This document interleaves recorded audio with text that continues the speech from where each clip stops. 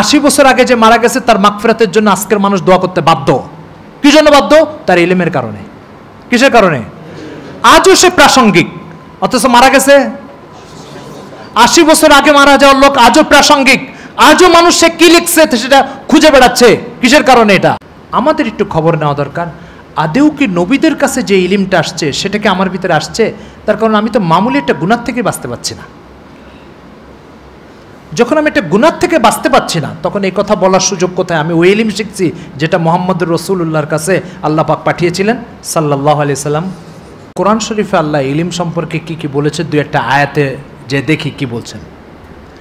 আল্লাহ তাআলা বলছেন, ওয়ালাকাদ আতাইনা দাউদা ওয়া সুলাইমানা ইলমা। আমি দাউদ আর সুলাইমানকে কি দিয়েছি? ওয়া লুতান আতাইনাহু হুকমা ওয়া ইলমা। আমি লুতকে ইলম দান করেছি। ফালাম্মা বালাগা আশুদ্দাহু ওয়াস্তাওয়া আতাইনাহু হুকমা ওয়া ইলমা। মুসাকে আমি ইলম দান করেছি।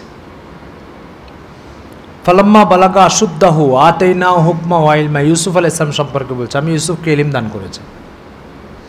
এটা 2-4 নবীর কথা বললাম, নতুবা কোরআন মজিদ হর নবীর সিরাতের আলোচনার একটা গুরুত্বপূর্ণ পাঠ হচ্ছে আল্লাহ পাক তাকে ইলম দিয়েছেন। নবীর জীবনের যে কয়টা পাঠ আল্লাহ পাক উল্লেখ করেন কোরআনে, ধরেন মুসা আলাইহিস সালামের জীবনের কিছু ঘটনা উল্লেখ করলেন, ঈসা আলাইহিস সালামের জীবনের কিছু ঘটনা উল্লেখ করলেন, ইব্রাহিম আলাইহিস সালামের জীবনের কিছু ঘটনা উল্লেখ করলেন। তো যেই পাঠটুকুই উল্লেখ করুক, অপরিহার্যভাবে ওই নবীকে ইলম দান করেছে এটা উল্লেখ করবেনই কোরআন। এই পাঠটা কোনো নবীর ক্ষেত্রে ছাড়ে না। আমার কথাটা কি বুঝাইতে পারছে? হ্যাঁ, তো আমি 4-5 নবীর কথা আপনাকে বললাম, নবীরা সব নবীকে আল্লাহ ইলম দান করেছে। প্রশ্ন হচ্ছে, ইলম দান করার ঘোষণাটা হর নবীর ব্যাপারে কোরআনে অপরিহার্য কেন? হর নবীর ব্যাপারে এই কথা অপরিহার্যভাবে কেন আল্লাহ উল্লেখ করছেন? তো উলামা ইকরামের অনেক কারণ বলেছেন, আমি আপনাদের সামনে 1-2 কারণ বলবো, বেশি বলার সময় হবে না।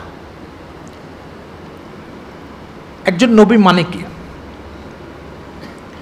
একজন নবী মানেই হচ্ছে ঘাত প্রতিঘাতের শিকারের মধ্যে দিয়ে তাকে জীবন পার করতে হবে।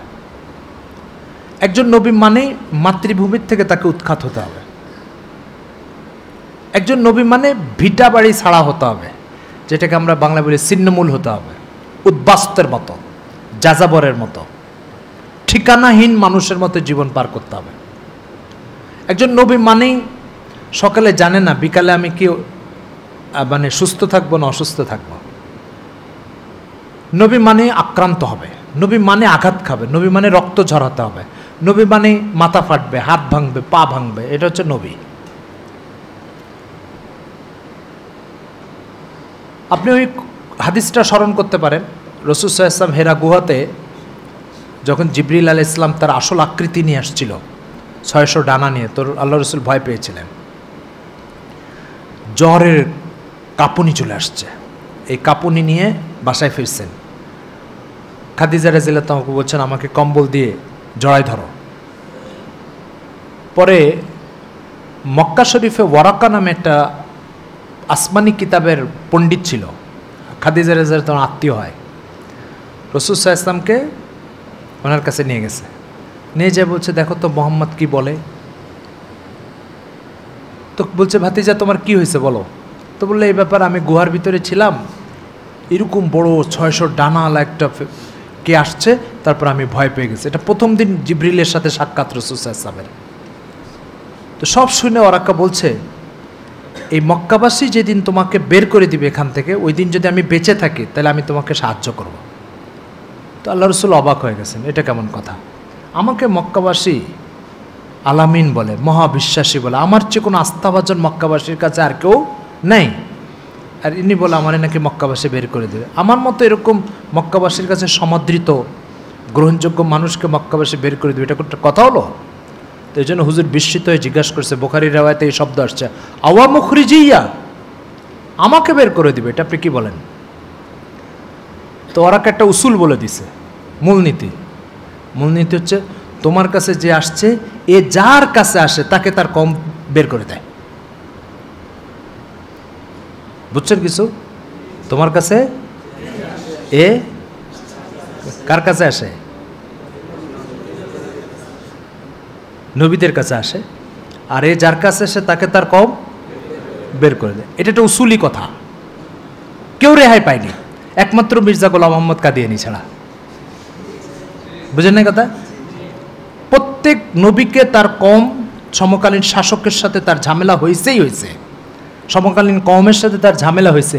একমাত্র মির্জা কাদিয়ানী, যাকে দুধ কলা দিয়ে ইংরেজ পেলেছে, কোথাও যেতে হয়নি, বরং আরব সমকালীন শাসকদের কাছ থেকে পেয়েছে, সহযোগিতা পেয়েছে, সমর্থন পেয়েছে, পৃষ্ঠপোষকতা পেয়েছে। কথা বোঝা গেছে? বোঝা গেল জিবরিল তার কাছে আসেনি। কথা বুঝতে পারছেন? যাক, এ ব্যাপারে অনেক হাসি রসিকতা আছে, বুঝছেন? সে হাসি রসিকতা বললে যে কথাগুলো বলতে চাচ্ছি সেটা বলতে পারবো না। একবার এক বানরের সাথে এক গাধার এক বিষয়ে মুনাজারা হয়েছে। কি বিষয়? কি বিষয় মুনাজারা হয়েছে? একটা বিষয় মুনাজারা হয়েছে। মুনাজারার আলোচ্য বিষয় হচ্ছে, গাধা বলছে ঘাসের রং হচ্ছে লাল, আর বানর বলছে সবুজ। এখন বানর দলিল দেয় ঘাস সবুজ, আর গাধা তাহলে নবীদের জীবনের অর্থ কি? ঘাত প্রতিঘাতের জীবন। প্রতিটা মিনিট গত মিনিটের চেয়ে আগামী মিনিটটা বেশি প্রতিকূলতার সম্মুখীন হতে হবে। জান, মাল, ইজ্জত, আবরু কোনো ঠিকানা নেই। নবী মানে হচ্ছে, আমি একটা মিডিয়াতে প্রোগ্রাম করতাম, এক নারীবাদী আমার প্রোগ্রাম শুনতো। সে নারীবাদী আমাকে একদিন প্রশ্ন করছে, প্রথমে আলিয়া জুবিল্লা বলি, আল্লাহর কাছে এই সমস্ত কথার থেকে আশ্রয় চাই। তো নারীবাদী আমাকে জিজ্ঞাসা করতেছে যে আল্লাহ তাআলা তো একটা বৈষম্য করেছেন। আমি বললাম কেন? বললো আল্লাহ একটা মহিলাকেও নবী বানালেন না, সব নবী কি বানালেন? পুরুষ। একটা নবী অন্তত মহিলা বানাতো। ঠিক আছে? তখন আমি তাকে বললাম যে আপনি নবুয়ত বলতে কি বুঝেন? আপনি নবুয়ত বলতে বুঝেন এসি রুমের মধ্যে দামি চেয়ার আর টেবিল নিয়ে বসে সিগনেচার করা। আপনি মনে করেছেন নবুয়ত মানে এই জিনিস। নবুয়ত এটা না। নবুয়ত মানে হচ্ছে প্রতিদিন রক্তাক্ত হতে হবে, প্রতিদিন মাথা ফাটবে, প্রতিদিন দাঁত ভাঙবে, প্রতিদিন মাথার মধ্যে লোহার শিক ঢুকাই দিবে, প্রতিদিন পিটায় শরীর থেকে চামড়া আলাদা করে দিবে। এটা হচ্ছে নবী। আপনি কি প্রস্তুত আছেন এর জন্য? তখন সে বলছে যে ও আচ্ছা আচ্ছা। আমি বললাম যে কোনো ব্যক্তি, কোনো পুরুষের উপরে যখন কারোর ক্ষোভ আসে তখন সে তার মাথা ফাটায় দেয়, আর কোন নারীর উপরে যদি ক্ষোভ আসে প্রথমে তার ইজ্জত আবরু নষ্ট করে দিবে। কি করে দিবে? তো মহিলাকে যখন নবী বানানো হবে আর সেই নবী তার কওমের কাছে দাওয়াত নিয়ে যাবে, তো ওরা চাইবেই যে এই নবী আসুক দাওয়াত নিতে। তারপরে তার ইজ্জত আবরুর ঝুঁকি নিয়ে সেখান থেকে বিদায় নিতে হবে। আপনি কি এর জন্য প্রস্তুত আছেন? আর কোনো কথা বলে না। আমি বললাম বৈষম্য করলো না নারীকে হেফাজত করলো? তা আর কোনো জবাব দেয় না। তো যেটা বলতেছিলাম, নবী মানে হচ্ছে, এখন পৃথিবীতে কোনো জামাত এই পরিমাণ প্রতিকূলতাকে পার করে নাই নবীরা যে পরিমাণ প্রতিকূলতাকে। কোরআনের ইবারত দেখেন, আমি একটা ইবারত বলি তাহলে আপনি এটার থেকে অনুমান করতে পারবেন। বাস মাসাতহুমুল বাসা ওয়াদ-দাররা ওয়াজুলজিলু। বাসা, দররা, জুলজিলু এগুলোর ব্যাখ্যা করার টাইম নেই, এগুলো আপনারা তাফসীরের কিতাবে দেখে নিন। হাত্তা ইয়াকুলা রাসূল ওয়াল্লাযিনা আমানু মাতা নাসরুল্লাহ। কষ্ট সহ্য করতে করতে করতে করতে এমন একটা প্রতিকূলতার সম্মুখীন হয়েছে যে একসময় চিৎকার করে উঠছে যে আল্লাহর সাহায্য যদি এখনো না আসে তাহলে আর কখন আসবে? এই হচ্ছে নবীদের জীবন। কিসের জন্য এই ঘাত প্রতিঘাত? কিসের জন্য এই ত্যাগ? কিসের জন্য রক্ত ঝরানো? কিসের জন্য দেশান্তরিত হওয়া? একটি সত্যকে বাস্তবায়ন করার জন্য, একটি সত্যকে প্রতিষ্ঠিত করার জন্য। কি করার জন্য বলেন? যে এই পৃথিবীর মালিক তুমি নও, তুমি এই পৃথিবীতে ভাড়াটিয়া। এই পৃথিবীর এক মালিক আছে, তিনি এটাকে সৃষ্টি করেছেন, তিনি তোমাকে এখানে নিয়ে এসছেন। তার মানে হচ্ছে ইসলামের সাথে সমস্ত মতাদর্শের বুনিয়াদি একটা উসুলি ফরক হচ্ছে, মানুষ কি দুনিয়ার মালিক না মানুষ দুনিয়াতে ভাড়াটিয়া। সারা পৃথিবীর মতাদর্শ হচ্ছে মানুষ দুনিয়ার মালিক, ঠিক আছে? এই জন্য দেখেন ওদের যৌন জীবন কেমন হবে, ওরা তার নীতিমালা তৈরি করে। আর ইসলাম যেহেতু মনে করে যে মানুষ হচ্ছে খলিফাতুল্লাহ, আল্লাহর অধীনস্থ, আল্লাহর অধীনে, এই জন্য কোরআন মানুষের যৌন জীবনের রূপরেখা তৈরি করে দিচ্ছে। আল্লাযীনা লিফুরুজিহিম হাফিজুন ইল্লা আলা আজওয়াজিহিম আও মা মালাকাত আইমানুহুম। যৌন জীবনের রূপরেখা, যে যৌন ক্ষুধা নিবারণের দুটো জায়গা, তৃতীয় কোনো জায়গা নেই। তো ওরা কি করে? ওরা ওদের যৌন জীবনের ক্ষেত্র তৈরি করে, ওদের যৌন জীবনের নীতিমালা ওরাই তৈরি করে। কেন? একটা বাড়ি আপনার, এই বাড়ি কিভাবে চালাবেন এটা কি মালিক তৈরি করবে না ভাড়াটিয়া তৈরি করবে? মালিক তৈরি করবে। তো ওরা ওদের জীবনের নীতিমালা তৈরি করে। কি বোঝা যায়? ওরা দুনিয়ার ভাড়াটিয়া মনে করে না মালিক মনে করে?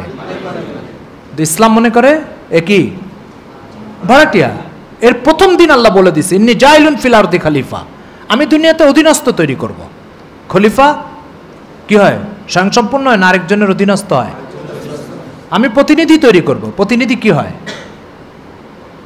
একটা কোম্পানির বাংলাদেশের 60টা জেলায় 60টা শাখা আছে, প্রত্যেক শাখায় একজন প্রতিনিধি আছে, ঠিক আছে? তো কুমিল্লা জেলায় যে প্রতিনিধি, সে ঢাকায় মেন অফিসের অধীনে না স্বয়ংসম্পূর্ণ? এটাকে বলে খলিফা।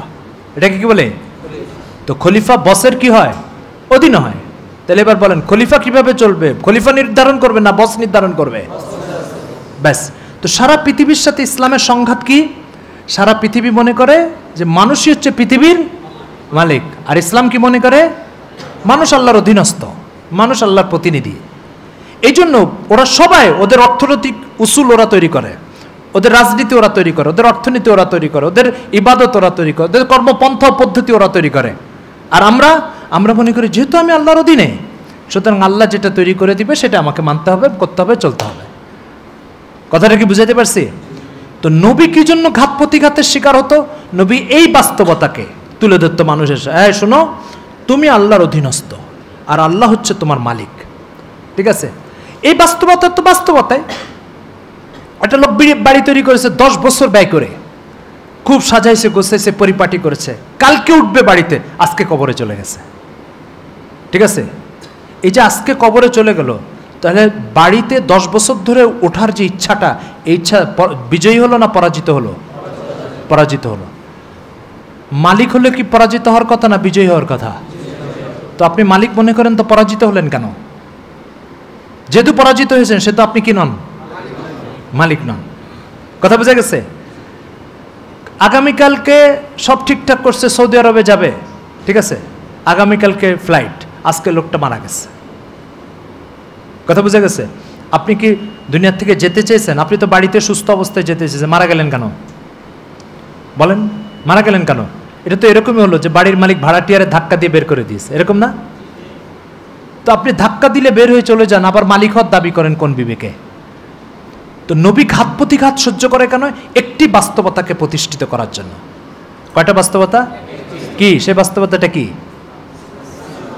যে মানুষ দুনিয়াতে ভাড়াটিয়ার মতো, প্রতিনিধি, অধীনস্থ, আর তাদের একজন কি আছে? মালিক আছে। এই একটি কথা প্রতিষ্ঠিত করার জন্য সারা দুনিয়ার সাথে নবীদের লড়াই লাগতে থাকে, সারা দুনিয়ার সাথে। কারণ এই উসুলি মতভেদটার কারণে, এই উসুলি মতভেদটার কারণে পৃথিবীর সব কিছু এলোমেলো হয়ে যায়। কারণ যে আল্লাহর অধীনস্থ মনে করে, সে মনে করে আমার কিচ্ছু করা লাগবে না, আসমান থেকে তিনি যে বিধান নিয়ম পাঠাবেন সেটা আমি মানতে বাধ্য। আর যে মালিক মনে করে, সে মনে করে আমার সব কিছু আমাকে করা লাগবে, তৈরি সাজানো লাগবে, পরিপাটি করা লাগবে। কথাটা কি বুঝাইতে পারছি? তাহলে বলেন নবীদের ঘাত প্রতিঘাত কিসের জন্য? একটি বাস্তবতাকে প্রতিষ্ঠিত করার জন্য। কি বাস্তবতা সেটা? মানুষ আল্লাহর অধীনস্থ, আল্লাহর প্রতিনিধি, আর এদের বস হচ্ছে মহান আল্লাহ তাআলা। কথা বোঝা গেছে? এই বাস্তবতাটাকে প্রতিষ্ঠিত করার জন্য, এই প্রতিকূলতার মোকাবেলা করার জন্য একটা শক্তিশালী ইমানি চেতনা দরকার। এই শক্তিশালী ইমানি চেতনা, এই আঘাত আসবে কিন্তু তার ইমানি চেতনা ঠিক থাকবে। এই মানে হত্যার ঝুঁকি আসবে, জীবনের নিরাপত্তাহীনতা আসবে, তারপরে সে তার চেতনার উপরে টিকে থাকবে। এই শক্তিশালী চেতনা প্রত্যেক নবীর দরকার। আর এই শক্তিশালী চেতনার জন্ম নেয় হচ্ছে এলেম থেকে। কিসের থেকে? এলেম থেকে। সোহবত থেকেও দিনদারিত্ব আসে। আপনি এক পীর সাহেবের কাছে যে কিছুদিন বসে থাকেন, আপনার ভিতরে দিনদারিত্ব আসবে।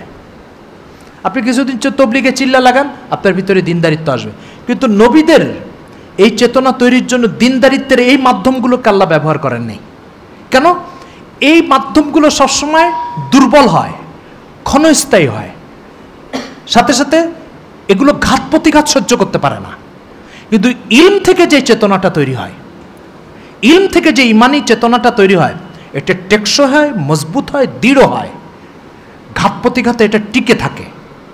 এই জন্য দেখেন কোন নবী কখনো মুরতাদ হয় নাই, ইরতেদাদের শিকার হয় নাই, কিন্তু অসংখ্য মানুষ ইরতেদাদের শিকার হয়েছে।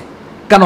তার চেতনা এত মজবুত যে এই ঘাত প্রতিঘাত যদি 50 গুণ ডবল হয়েও তার উপরে আসে, এগুলো যদি জোয়ারের মতো এইভাবে তুফানের মতো আসতে থাকে তার উপরে, তবুও সে তার ইমানের উপরে টিকে থাকবে। কারণ ওই চেতনা বিনির্মাণ হয়েছে কিসের দ্বারা? এলেমের দ্বারা। এই জন্য নিরবচ্ছিন্নভাবে প্রত্যেক নবীর ব্যাপারে কোরআনে এই কথা বর্ণিত হয়েছে, আমি তাকে এলেম দান করেছি। তাহলে এবার বলেন, চেতনা বিনির্মাণের সবচেয়ে শক্তিশালী মাধ্যম কি?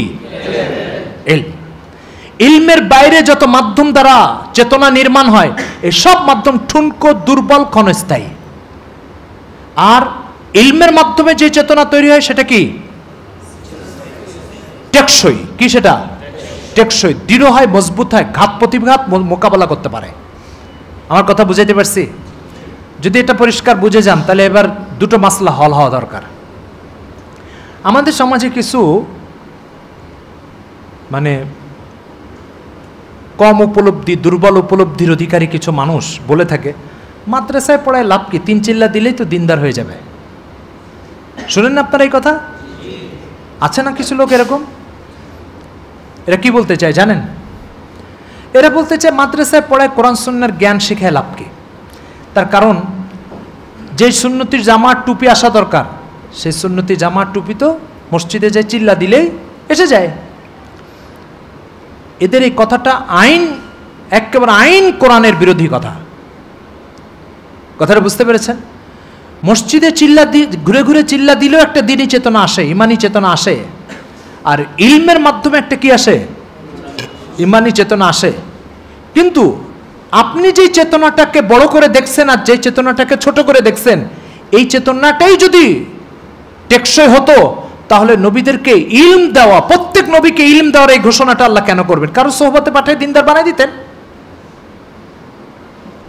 কি তালবে ইলমের আমার কথা বোঝা গেছে? এটা একটা মাসলা হল হওয়া দরকার। 2 নম্বর একটা বিষয়, 2 নম্বর বিষয়টা হচ্ছে যে আমরা যারা মাদ্রাসায় পড়ছি, অথচ আমাদের ভিতরের জরুরিয়াতে দিনের গাফলত আছে, গুনাহের প্রতি আকর্ষণ আছে, নেকামলের প্রতি আকর্ষণ তো নাই, সে আকর্ষণটা গুনাহের প্রতি আছে। নাফরমানির প্রতি যতটা ঝুঁকি, আল্লাহর গোলামির প্রতি অতটা ঝুঁকি না। ঠিক আছে? আমাদের একটু খবর নেওয়া দরকার, আদেও কি নবীদের কাছে যে ইলিমটা আসছে সেটাকে আমার ভিতরে আসছে? তার কারণ আমি তো মামুলি একটা গুনাহ থেকে বাঁচতে পারছি না। যখন আমি একটা গুনাহ থেকে বাঁচতে পারছি না, তখন এই কথা বলার সুযোগ কোথায়? আমি ওই ইলিম শিখছি যেটা মুহাম্মদুর রাসূলুল্লাহর কাছে আল্লাহ পাক পাঠিয়েছিলেন সাল্লাল্লাহু আলাইহি সাল্লাম। আমার কথা বুঝাইতে পারছি না? বুঝাইতে পারি নাই? এটা ভাবা দরকার, সেই ইলিম আমি শিখছি কিনা। কারণ সেই ইলিমের বৈশিষ্ট্য তো হচ্ছে ঘাত প্রতিঘাত মোকাবেলা করে নিজের চেতনাকে ধরে রাখা। তো কই আমার চেতনা তো মামুলি একটা গুনার জায়গায় আমার চেতনা ধস নামতেছে। কি কথাটা বুঝাইতে পারছি? এই জন্য ওটাও যেমন বোঝা দরকার, এটাও কি বোঝা দরকার। এই জন্য প্রিয় তালবে ইলম ভাইরা, এই ইলমের সাথে নাফরমানি চলে না, এই ইলমের সাথে খোদাদ্রোহিতা চলে না। এই ইলমের সাথে কি চলে জানেন? আপনার ভিতরে এই ইলম আসতেছে, এটা আপনি কবে বুঝবেন জানেন? আপনি বুঝবেন যেদিন আপনার দিলে এই প্রশ্ন জাগ্রত হবে, মানুষ আল্লাহর সামনে সেজদা দিয়ে আবার মাথা উঠায় কিভাবে? মানুষ আল্লাহর সামনে মাথা ঝুঁকে আবার মাথা উঠায় কিভাবে? এই প্রশ্ন যেদিন আপনার দিলে জন্ম নেবে, সেদিন আপনি মনে করবেন এই ইলম আসতেছে আপনার কাছে। কি ভাই কথা বুঝাইতে পারছি?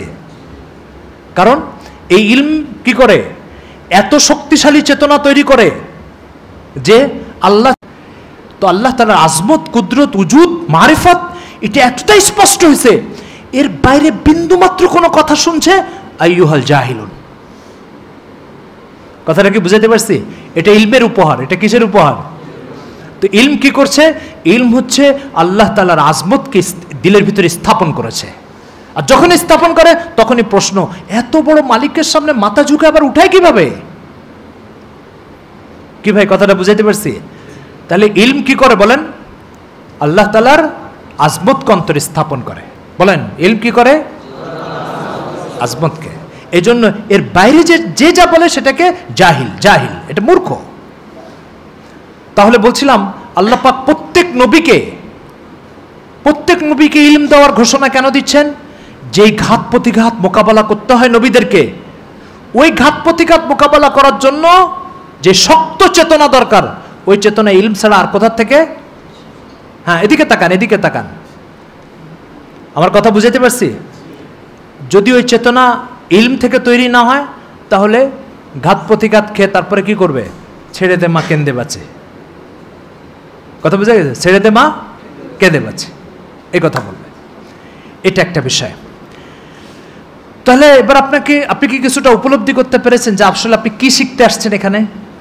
কিছুটা উপলব্ধি করতে পারছেন? হ্যাঁ, এই উপলব্ধিটা আপনার যদি থাকে, তাহলে আপনি এবার কতটুকু বাকি আছে, ঘাটতি কি, শূন্যতা কতটুকু, এটার উপলব্ধি আসবে আপনার। কেন? আপনি যখন গুনার দিকে ঝুঁকতে থাকবেন, তখন আপনার দিলে প্রশ্ন আসবে, আরে আমি গুনার দিকে ঝুঁকছি, তাহলে ওই আসমানি ইলম কোথায় আমার কাছে? এই প্রশ্ন জন্ম নিবে আপনার ভিতরে। আল্লাহর নাফরমানি বা ফরজ নামাজ নষ্ট করার দিকে আপনি ঝুঁকছেন, বা ফরজ নামাজ ছুটে যাচ্ছে, নষ্ট হচ্ছে, এটা নিয়ে কোনো প্রেশানি জাগ্রত হচ্ছে না আপনার ভিতরে, তাহলে ওই ইলমের টাচ আপনি এখনো পান নাই। আমার কথা বুঝাইতে পারছি? এখন প্রশ্ন হচ্ছে, হুজুর 8-10 বছর পড়লাম, সরব পড়লাম, নাহু শিখলাম, ফিকহ শিখলাম, হাদিস শিখলাম, বালাগাত শিখলাম, তো এগুলো ইলম না? এগুলো ইলম না? এটা একটু ভালো করে বোঝা দরকার। এগুলো একটাও ইলম না, এগুলো একটাও ইলম না। এগুলো হচ্ছে ইলমের আসবাব। এগুলো কি? ইলমের আসবাব। আপনি যদি বলেন এটা ইলম, তো রাসূল সাল্লাল্লাহু আলাইহি ওয়াসাল্লাম তো বালাগাত শিখেন নাই, উনি তো ফিকহ, আমাদের এই কুদুরি আর হেদায়া পড়েন নাই, পড়ছেন? তো উনি আলেম ছিলেন কি ছিলেন না? তাহলে কি অর্থ এটার? কি অর্থ এটার? এটার অর্থ হচ্ছে আমাদেরকে প্রথমে ইলমের আসবাবের সাথে পরিচয় করা হয়, তারপরে ইলমের মাকসাদে নিয়ে যাওয়া হয়। আমার কথা বুঝাতে পারছি? আর আসবাবের উপরে মাকসাদের ইতলাক হয়। আসবাবের উপরে মাকসাদের ইতলাক হয়। এটার অর্থ বুঝছেন আপনি? বুঝেন না? আমি একটা উদাহরণ বলি আপনাকে। কোরআন মাজিদে একটা আয়াতের ভিতরে আল্লাহ তাআলা বলছেন, ইন্নাকা লা তাহদি মান আহবাবতা, আপনি যাকে মহব্বত করেন তাকে হেদায়েত দিতে পারেন না। বুঝা গেল হেদায়েত কে দেয়? ওয়ালাকিন্নাল্লাহ ইয়াহদি মান ইয়াশা, হেদায়েত কে দেয়? তাহলে এই আয়াতে হেদায়েত দিতে পারে না কার ব্যাপারে বলা হলো? অথচ কোরআনের আরেক আয়াতে বলছে, ওয়া ইন্নাকা লা তাহদি ইলা সিরাতিম মুস্তাকিম, আপনি সিরাতে মুস্তাকিমের দিকে হেদায়েত দিচ্ছেন। তাহলে এক আয়াতে বলছে হেদায়েত দিতে পারেন, আরেক আয়াতে বলছে হেদায়েত দিতে পারেন না। আয়াত সবিরোধ হলো কিনা? সবিরোধ হলো কিনা? এটার হল কি? এটার হল হচ্ছে যে যেখানে বলছে যে হেদায়েত দিতে পারেন না, সেখানে হেদায়েতের যে মাকসাদ, আল্লাহর মারিফাত হাসিল হওয়া, আখিরাতের তাসাব্বুর তৈরি হয়ে যাওয়া, আখিরাতের জবাবদিহিতার অনুভূতি ভিতরে স্থাপন হয়ে যাওয়া, এই জিনিসগুলা আপনি কারোর দিলে স্থাপন করতে পারেন না। আর আপনি পারেন যেটা, সেটা কি? বলছে এগুলো অর্জন হওয়ার যে মাধ্যম, সে মাধ্যম কি? আল্লাহর পরিচয়ের কথা বলা, এই কাজগুলো আপনি পারেন। আর এই কাজগুলো হেদায়েতের আসবাব, মাধ্যম। এগুলো কি? আসবাব। তাহলে যেখানে বলছে আপনি আপনি হাদি, হেদায়েত দেন আপনি, তার অর্থ হচ্ছে হেদায়েতের আসবাব তৈরি করতে পারেন। আর যেখানে বলা হচ্ছে হেদায়েতে দিতে পারেন না, তার অর্থ হচ্ছে আপনি আল্লাহর মারিফাত কারোর অন্তরে স্থাপন করে দিতে পারেন না। সবাই বুঝতে পেরেছেন আমার কথা? সবাই বুঝতে পেরেছেন? আমি ঢিল মেরে একটা আম পাড়লাম, তো এই কথাটাকে আপনি দুইভাবে বলতে পারেন। একটা হচ্ছে আমি আম পেড়েছি, আরটা হচ্ছে ঢিল আম ফেলে দিয়েছে। কোনো ভুল আছে কোনো কথা? তো ঢিল আম ফেলে দিয়েছে, আপনি আম ফেলছেন, ঢিল ফেললো কি করে? ঢিল হচ্ছে আম পড়ার সবব, ঢিল হচ্ছে আম পড়ার সবব, ওই সববের দিকে ফেলার নিসবত করা হয়েছে। তো নাহু, সরফ, বালাগাত, ফিকহ, এগুলো মোটেও আল্লাহর মারিফাত না, এগুলো আল্লাহর মারিফাতের মাধ্যম, এগুলো আল্লাহর মারিফাতের কি? এই জন্য এগুলোকে ইলমে নাহু বলা হয়, এগুলোকে ইলমে ফিকহ বলা হয়। আসল ইলম কি? আসল ইলম হচ্ছে ওটা যেটা ডাইরেক্ট আসমান থেকে আল্লাহ পাক নবীদের কাছে পাঠাতেন, আল্লাহর পরিচয়ের কথা, আখিরাতের চেতনার কথা, কথাটা কি বুঝতে পারছেন? তো এগুলো হচ্ছে আসল মারেফাত, আসল ইলম।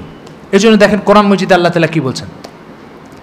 কারণ আছে না, কারণ যখন তার মাল নিয়ে বের হচ্ছে রাস্তা দিয়ে, তখন হাজার হাজার লোক রাস্তায় এসে দেখতেছে যে কারণ তার সম্পদ নিয়ে বের হচ্ছে। তো ওই লোকগুলোর ভিতরে দুটো ভাগ হয়ে গেছে। এক ভাগ বলছে ইয়া লাইতালানা মিসলামা উতিয়া কারুন ইন্নাহু লাযু হাজ্জিন আযীম। কারণ কত না ভাগ্যবান, কত কিছু ওরে দেওয়া হয়েছে, আমাদেরকে যদি একটু দেওয়া হতো। ইয়া লাইতালানা। আল্লাহ তাআলা এদের ব্যাপারে বলছে ওয়াকাল আল্লাযীনা ইউরিদুন আল হায়াতাদ দুনিয়া, যারা দুনিয়ার জীবনকে পছন্দ করে তাদের বক্তব্য এটা। আরেকটা কথা বলছেন কোরআন মাজিদে, ওয়াইলাকুম সাওয়াবুল্লাহি খায়রুল লিমান আমানা ওয়া আমিলা সালিহা ওয়া মা ইউলাক্কা ইল্লা সাবিরুন। কারণ এই সম্পদের ভিতরে তোমার ধ্বংস চলে আসুক, আল্লাহ তাআলা আখিরাতে আমাকে যা দিবেন সেটাই উত্তম, এই সম্পদ আমি চাই না। এই কথাটা কাদের কথা? তো আল্লাহ বলছেন ওয়াকাল আল্লাযীনা উতুল ইলমা, ওয়াকাল আল্লাযীনা ইলমা, যাদেরকে ইলম দেওয়া হয়েছে তাদের বক্তব্য। ওরা বালাগাত শিখছে, নাহু শিখছে, তো এদেরকে ইলমওয়ালা কেন বললো? ইলমওয়ালা বললো যে ইলমের মাকসাদ প্রাপ্ত এরা। ইলমের মাকসাদ কি? দুনিয়ার ফানি দিলের ভিতরে বসে যাওয়া, আখিরাতের বকা বসে যাওয়া, এটা হচ্ছে ইলমের মাকসাদ। আমার কথা বুঝাইতে পারছি? এই জন্য ইলমের সাথে দুনিয়ার লোভ চলে না, ইলমের সাথে নাফরমানি চলে না, ইলমের সাথে ফরজ নামাজের ব্যাপারে উদাসীনতা এগুলো চলে না। ইলমের সাথে আল্লাহ তাআলার সাথে বেঈমানি করা, নীতিহীনতার আচরণ করা, আল্লাহকে অস্বীকার করা, কথা বুঝা গেছে? এগুলো ইলমের সাথে চলে না। হ্যাঁ, নাহুর সাথে চলে, সরফের সাথে চলে। কারোর ভিতরে প্রচন্ড নাহু আসছে, ফরজ নামাজ পড়ে না, হতে পারে, কথা বুঝা গেছে? আবু জেহেল আপনার চেয়ে বেশি আরবি জানতো না কম আরবি জানতো? বেশি আরবি জানতো। আবু জেহেল ফরজ নামাজ পড়তো, তার স্রষ্টা আল্লাহকে স্বীকার করছে। তাহলে বোঝা গেল আরবি ভাষার জ্ঞানের সাথে কুফুর চলে কি চলে না? কিন্তু ইলমের মাকসাদের সাথে চলবে না। আমার কথা কি বুঝাইতে পারছি? তাহলে আমরা যে ইলিম শিখছি, এই ইলিম কোন ইলিম বলেন তো? ইলিমের আসবাব, আর আসবাবের উপরে মাকসাদের ইতলাক হয়। কথা বুঝা গেছে? সবাই বুঝতে পেরেছেন? তাহলে আসলে আমি আসল যে কথাটা তালবে ইলম ভাইদেরকে বলতে চাচ্ছি, সে কথাটা আসলে এখনো বুঝতে পারি না। আসল কথা যেটা, সেটা হচ্ছে এই ইলম, আসমান থেকে যে ইলম আসছে, আমরা সেই ইলম শিখতে আসছি। ফলে নাফরমানি আমাদের সাথে সম্পর্ক হতেই পারে না, গুনাহের কাজ আমাদের সাথে জড়িত হতেই পারে না, ফরজ নামাজের ব্যাপারে উদাসীনতা চলতেই পারে না এটা আমাদের সাথে। এখন এই ইলম অর্জন করব কিভাবে? এই ইলম অর্জন করার পন্থা কোরআন ও সুন্নাতে আছে না নাই? আছে না নাই বলেন? রাসূল সাল্লাল্লাহু আলাইহি ওয়াসাল্লাম প্রথম ইলম চর্চা করেছেন কোথায়? যে হেরা গুহাতে যে, তাই না? কেন লোকালয় ছেড়ে একটা নির্জন জায়গায় চলে গেলেন? এর কারণ কি? এর রহস্যটা ভালো করে শোনেন। হযরত মাওলানা সৈয়দ আবুল হাসান আলী নদভী রাহমাতুল্লাহ আলাইহি ওনার এক কিতাবের ভিতরে এই রহস্য উন্মোচন করেছেন। কি বলেছেন শুনেন। একটা গাছ দেখছেন, গাছ ফল দেয়, ফুল দেয়, ছায়া দেয়, লাকড়ি দেয়, কাঠ দেয়, পাতা দেয়, সর্বোপরি অক্সিজেন দেয়, দেয় কি না?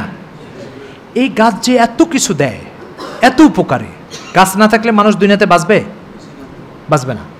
এই সব কিছু যে গাছ বিতরণ করে, খুব ভালো করে শোনেন, এই সব কিছু যে গাছ বিতরণ করে, এই বিতরণের জন্য ওই গাছের বিচিটাকে কিছুদিন মাটির নিচে আলো বাতাস থেকে আলাদা হয়ে লুকায় থাকতে হয়েছে। তারপরে সেখান থেকে চারা বেরোছে, আর ওই চারা গাছ হয়েছে, ঠিক কিনা বলেন? তাহলে আজকে যেই গাছটা সবাইকে আলো বাতাস বিতরণ করে চলছে, অক্সিজেন বিতরণ করে চলছে, এই গাছটাকে কিছুদিন অক্সিজেন থেকে বঞ্চিত হয়ে, আলো বাতাস থেকে বঞ্চিত অন্ধকারের মধ্যে থাকতে হয়েছে কি হয় নাই? যেই বিচি এটার জন্য প্রস্তুত, সেই বিচি বিতরণ করতে পারবে, আর যে নিচে যাওয়ার জন্য প্রস্তুত না, সে কোনো কিছু বিতরণ করতে পারবে? ঠিক ইলম অর্জনের পন্থা হচ্ছে এটা, যে আপনি আলিম হতে চান, ঈমান ও ইসলামের উপকরণ মানুষকে সরবরাহ করতে চান, আপনি আল্লাহর শয়তানের গোলামদেরকে আল্লাহর গোলাম বানাতে চান, আখিরাতের ব্যাপারে উদাসীন মানুষকে আখিরাতের ব্যাপারে সজাগ সতর্ক করতে চান, আল্লাহ তাআলাকে না চেনা মানুষদের দিলে আল্লাহর নাম স্থাপন করতে চান, এই কাজগুলো আপনি করতে চান, তাহলে অবশ্যই আপনাকে অপরিহার্যভাবে কিছুদিন বিচির মতো কিতাবাদির ভিতরে, ইলমের পরিবেশের ভিতরে বিচির মতো আলো বাতাস থেকে বঞ্চিত হয়ে ডুবে থাকতে হবে। যে এটার জন্য প্রস্তুত সে ওটার জন্য প্রস্তুত, যেখানে নাই সে ওখানে নেই। ভাই আমার কথা কি বোঝা গেছে না বোঝা যায়নি? সবাই বুঝতে পেরেছেন? ফলে কোনো বিচে আমি এখানে রেখে দিব, উপরেই থাকবে, ঠিক আছে? এই বিচি কি হবে? একবার বাতাসে এদিক যাবে, আরেকবার বাতাসে ওদিক যাবে, চারা বের হবে না, পানিতে পড়ে পচে যাবে। ঠিক আছে? তো ঠিক আপনি যদি কিতাবাদিতে ঢুকতে না পারেন আর ডুবতে না পারেন, আর বাইরের কোন সংগঠন কি বলছে, কোন হুজুর কি বক্তৃতা দিছে, ফেসবুকে কে কি লিখছে, আমার কোন বক্তব্যে আর কোন ছবিতে কি কমেন্ট আসছে, ঠিক আছে, এই সমস্ত খুঁজে বেড়াবেন, তাহলে আপনি কিতাবাতিতে ডুবলেন না তো, আপনি তো উপরে ভেসে আছেন। তো কখনো ফেসবুক আপনাকে বিচিকে যেমন বাতাসে আরেক জায়গায় নিয়ে যাবে, ফেসবুক আপনাকে আরেক জায়গায় নিয়ে যাবে, অমুক সংগঠনের খবর আরেক জায়গায় নিয়ে যাবে। ফলে আপনার ভাগ্যে নিচে ডুবে যে চারা তৈরি করা, এটা আপনার ভাগ্যে জুটবে না। আর এটা যখন আপনার ভাগ্যে জুটবে না, আপনি ইসলামের কোনো একটা উপকরণ আল্লাহর বান্দাদেরকে সরবরাহ করার যোগ্যতা নিয়ে বের হতে পারবেন না। কি তালবে ইলম ভাইরা আমার কথা বুঝতে পারছেন না বুঝতে পারেন নাই? এই কথাগুলো মানতে অনেক কষ্ট হচ্ছে না? এটা হুজুর কি বললো, ফেসবুক দেখবো না? হ্যাঁ, এটা হুজুর কি বললো? এটা হচ্ছে 1 নম্বর কাজ, আসমানি ইলম শেখার এটা 1 নম্বর কাজ। যদি এই কথাতে আপনার কষ্ট হয়, ঠিক আছে, তাহলে আপনাকে আরেকটা কথা বলে আশা করি এটা ভালো করে বুঝলে আপনার কষ্ট লাগবে না। সেটা হচ্ছে আমাদের সকল ইলম আল্লাহর কাছ থেকে আপনার কাছে ডাইরেক্ট আসছে না মুহাম্মদ সাল্লাল্লাহু আলাইহি ওয়াসাল্লামের মাধ্যমে আসছে? তো উনি ইলম অর্জন করার জন্য মক্কা শহরে লোকালয়ে বসেছিলেন না একটা নির্জন গুহায় আশ্রয় নিয়েছিলেন? নিয়েছেন কিনা? তার মানে কি অর্থ এটার? এটার কি অর্থ? এটার অর্থ নবীকে ইলম শিখতে হলো সব ধরনের সম্পর্ক বাদ দিয়ে একটা লোকালয়ের মুক্ত নীরব নিস্তব্ধ একটা জায়গায় যে গুহার মধ্যে আশ্রয় নিতে হয়েছে। তাহলে নবী যে ইলম নিয়ে আসছে সেটা আপনি বাইরে থেকে কিভাবে শিখবেন? গুহার মধ্যে না ঢুকলে কিভাবে শিখবেন আপনি? আমার কথা এটা কি বুঝাইতে পারছি? আচ্ছা, এটাও যদি আপনার কাছে আপনার জিন্দেগিকে পরিবর্তন করার জন্য যথেষ্ট মনে না করেন, তাহলে আপনি মুসা আলাইহিস সালামের গল্পটা শুনতে পারেন। মুসা আলাইহিস সালামকে আল্লাহ পাক ইলম দিয়েছিলেন তুর পাহাড়ের কাছে নিয়ে যায়। এমনকি তিনি যখন মাদাইন থেকে ওনার পরিবার নিয়ে মিশরের দিকে রওনা হচ্ছেন, ঠিক আছে, সেই পরিবারকে উনি বলতেছেন তোমরা এখানে দাঁড়াও, সাআতিকুম মিনহা বিকাবাসিন, এখানে দাঁড়াও, আমি আল্লাহর নূর নিয়ে আসি। ওই নূর হচ্ছে ওনার নবুয়ত ও নবুয়তের ইলম। কথাটা কি বুঝাইতে পারছি? তার মানে কি বুঝলেন? আসমানি ইলম অর্জন করতে হলে নীরব একটা জায়গায় আপনাকে বিচের মতো লুকিয়ে থাকতেই হবে। এখন কেউ তুর পাহাড়ে যায় লুকিয়েছে, কেউ হেরা গুহাতে লুকিয়েছে, আর গাছ মাটির নিচে বিচের আকারে লুকায়। আপনাকে মাদ্রাসার পরিবেশে কিতাবের মধ্যে লুকাতে হবে। যে তালবে ইলম বাইরের সব খবর থেকে বেখবর, এই তালবে ইলমই তার ইলম দিয়ে সারা দুনিয়াকে খবর করে দিতে পারবে। আর যে তালবে ইলম বাইরের সব খবর নিয়ে বেড়ায়, এই তালবে ইলম এ তো মাটির নিচে যায় নাই, এ তো গুহার ভিতরেই ঢুকে নাই, ফলে এ কোনো কিছু বিতরণ করতে পারবে না। আমার কথা বুঝাইতে পারছি? আর মনে রাখবেন, কিতাবের মধ্যে ডুবে থেকে যদি ইলমি যোগ্যতা আপনি নির্মাণ না করেন, আপনার ভিতরে ইলমি যোগ্যতা যদি না আসে, আপনার ইমান আর আমল যদি, আপনার ইলম আর আমল যদি এটা যদি পরিপাটি না করেন, আকর্ষণীয় না করেন, তাহলে মনে রাখবেন আমার এই কলমটা কয়দিন থাকবে আমার পকেটে বলেন তো? বলেন কয়দিন থাকবে? যে কয়দিন কালি আছে, কালি শেষ হয়ে যায় গেলে কি আমি এই কলমটাকে পকেটে রাখবো? তাহলে এটাকে আমি বয়ে বেড়াচ্ছি কিসের কারণে? ঠিক এই উম্মত আপনাকে মাথার উপরে উঠে রাখবে আপনার ইলম আর আমলের কারণে। যদি উম্মত টের পেয়ে আপনার ভিতরে ইলম না আর আমল নাই, তাহলে উম্মত আপনাকে এই কলম যেভাবে ডাস্টবিনে ফেলে দিবে, আপনাকে এভাবে ফেলে দিবে। পরিষ্কার কথা। এটা বুঝতে কষ্ট হচ্ছে আমার কথা? উম্মত আপনাকে মাথার উপরে রাখবে না ডাস্টবিনের উপরে রাখবে, কিসের উপর নির্ভর করে এটা? তো এই ইলম আপনি কিতাবের ভিতরে ঢুকতে না পারলে, আর মাদ্রাসার পরিবেশে নিজেকে আটকাতে না পারলে, আর ফেসবুকের পিছনে ঘুরে বেড়ালে আপনি কিভাবে এটা শিখবেন? এটাও যদি না বুঝেন তো আবার শুনেন, প্রত্যেকদিন দৈনিক পত্রিকা বের হয় না? আজকে একটা পত্রিকা কিনতে যান 10 টাকা 12 টাকা লাগবে, ঠিক আছে? এই পত্রিকাটায় মাস শেষে আপনাকে আমি 2 টাকা বিক্রি করব, কে কে কিনবেন বলেন? কিনবেন কেউ? তাহলে আজকে যে পত্রিকা 10 টাকা বিক্রি হচ্ছে, মাস শেষে এই পত্রিকা কেজি 10 টাকা। কেজি কত? 10 টাকা। প্রশ্ন হচ্ছে আজকে 10 টাকা, মাস শেষে 1 টাকা দিলেও কেউ কিনতেছে না, কেজি 10 টাকা কেন হচ্ছে? কেন হচ্ছে?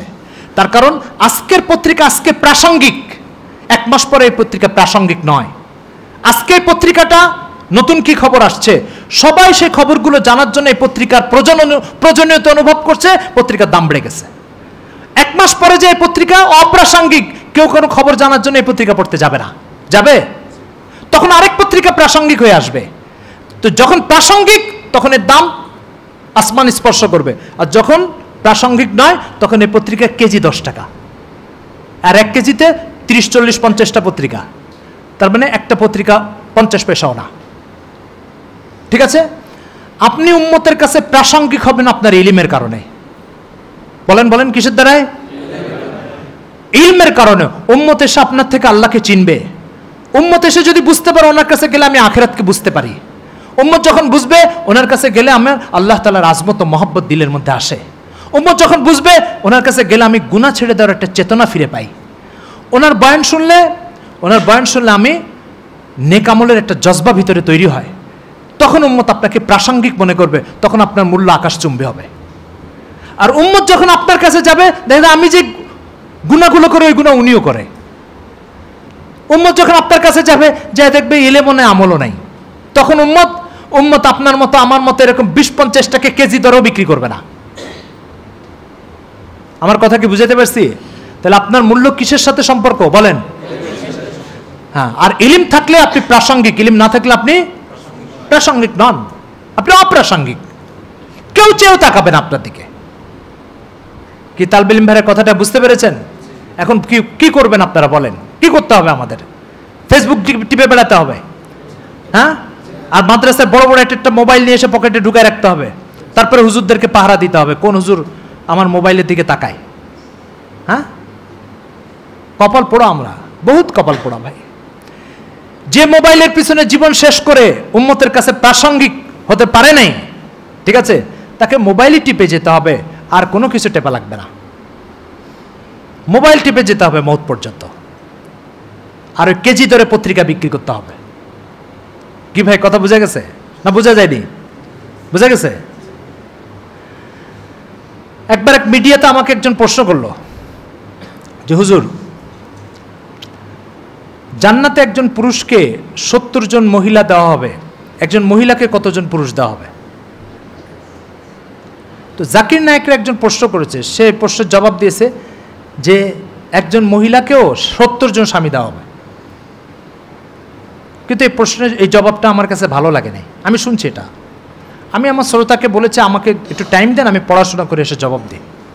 তো এই সমস্ত জবাবগুলো থানভী রহমতুল্লাহর লেখালেখিতে বেশি পাওয়া যায়। তো আমি হজরতের মালফুজাত পড়া শুরু করলাম এক ধার থেকে। 7-8 দিন পড়ার পরে এই প্রশ্নের জবাব পাইছি। সেখানে হজরত লিখছেন যে মানুষের একটা ভুল ধারণা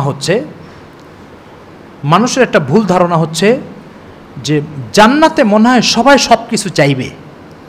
এটা ভুল ধারণা। জান্নাতে যে যা চাইবে সেটা সে পাবে, কিন্তু সব চাইবে এটা সঠিক ধারণা নয়। কেন? একটা লোক কি ডাস্টবিনের ময়লা খেতে চাইবে জান্নাতে যে? তাহলে সব চাইবে? সব চাইবে না। দ্বিতীয় কথা হচ্ছে জান্নাতের একটা বৈশিষ্ট্য হচ্ছে সেখানে কোনো লড়াই আর মারামারি থাকবে না। লড়াই আর তৃতীয় একটা বৈশিষ্ট্য হচ্ছে জান্নাতে কোনো জিনিসের সংকট থাকবে না। ঠিক আছে? এই 3টা মূলনীতিকে মনে রেখে এবার আপনি আসেন। যদি 70 জন পুরুষকে একজন নারী দেওয়া হয় তাহলে মারামারি লাগবে কি লাগবে না? তারপরে সংকট সৃষ্টি হবে কি হবে না? এগুলো তো জান্নাতে কোনোদিন হবে না। এই জন্য জান্নাতে কোনোদিন একজন মহিলাকে 70 জন স্বামী দেওয়া হবে, একজন মহিলাকে একজনই স্বামী দেওয়া হবে। কারণ একজন মহিলাকে 70 জন স্বামী দিলে ওই 70 জন মারামারি করবে। জান্নাতে লা লাগবুন ফিহা ওয়ালা তাসিম, জান্নাতে কোনো মারামারি নেই।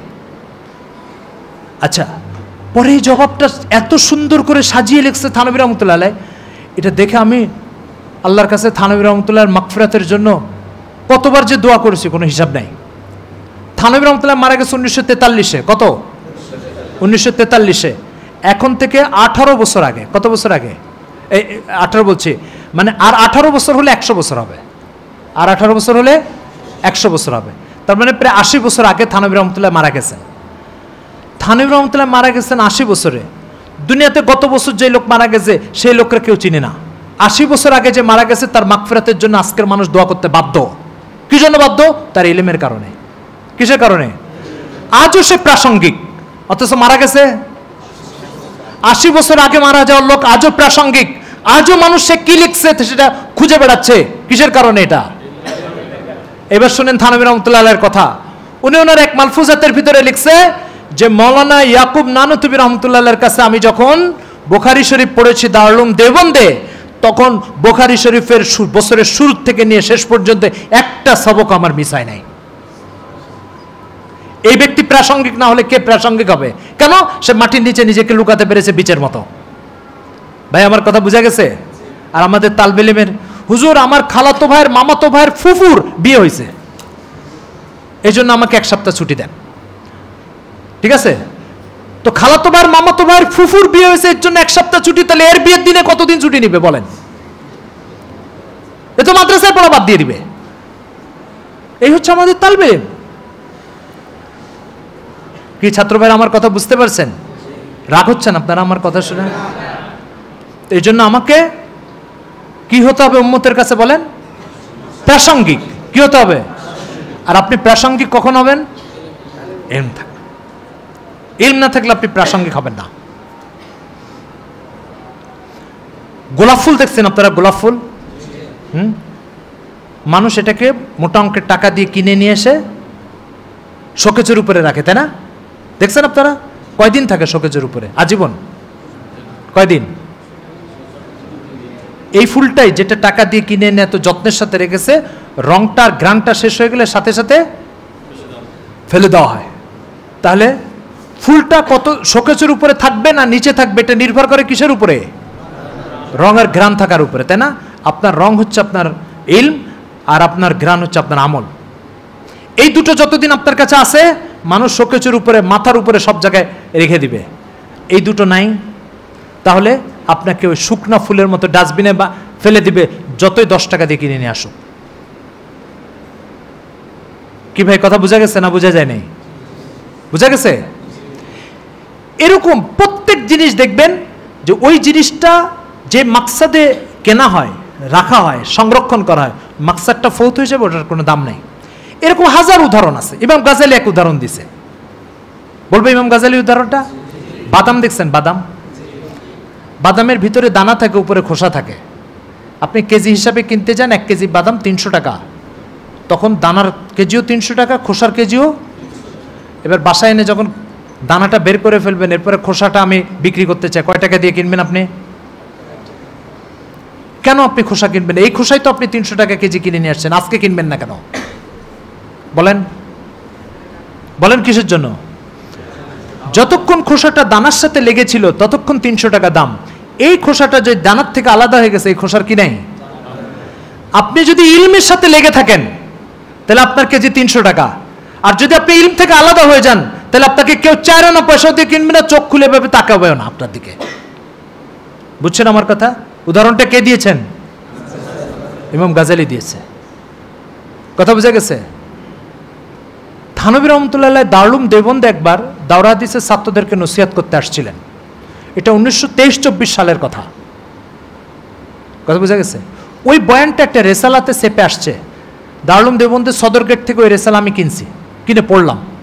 পড়ার পরে ওখানে হযরত একটা মেসাল দিছেন, বলবো সেই মেসালটা? দারুল উলুম দেওবন্দের ছাত্রদেরকে হযরত মেসাল দিছে। মেসাল থানভীর আর দারুল উলুমের ছাত্রদের উদ্দেশ্যে, বুঝছেন? অনেক বরকতপূর্ণ জায়গার মেসাল। হযরত বলেছেন, একটা লোক ঘরের থেকে যখন বের হয় বর্ষাকালে, তো ছাতা নিয়ে বের হয় না? কি নিয়ে বের হয় বলেন?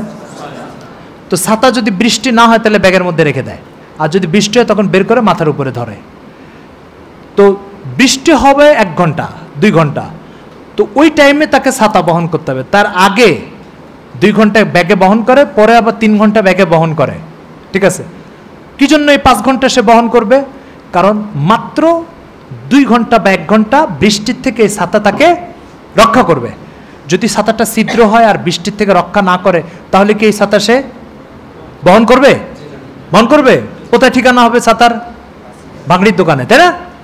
ঠিক আপনি উম্মত যখন টের পাবে আপনাকে দিয়ে সে আল্লাহকে চিনছে, জাহান্নাম থেকে রক্ষা পাচ্ছে, জাহান্নামের আগুন থেকে সে মুক্তি পাচ্ছে, এটা যখন উম্মত টের পাবে, তখন আপনাকে ছাতা যেভাবে মাথার উপরে ধরে রাখে, আপনাকে ভেবে মাথার উপরে উম্মত ধরে রাখবে। উম্মত যখন টের পাবে যে আপনাকে দিয়ে তাকে এগুলো হচ্ছে না, তখন উম্মত আপনাকে ডাস্টবিনে ফেলে দেবে সেরা ছাতা।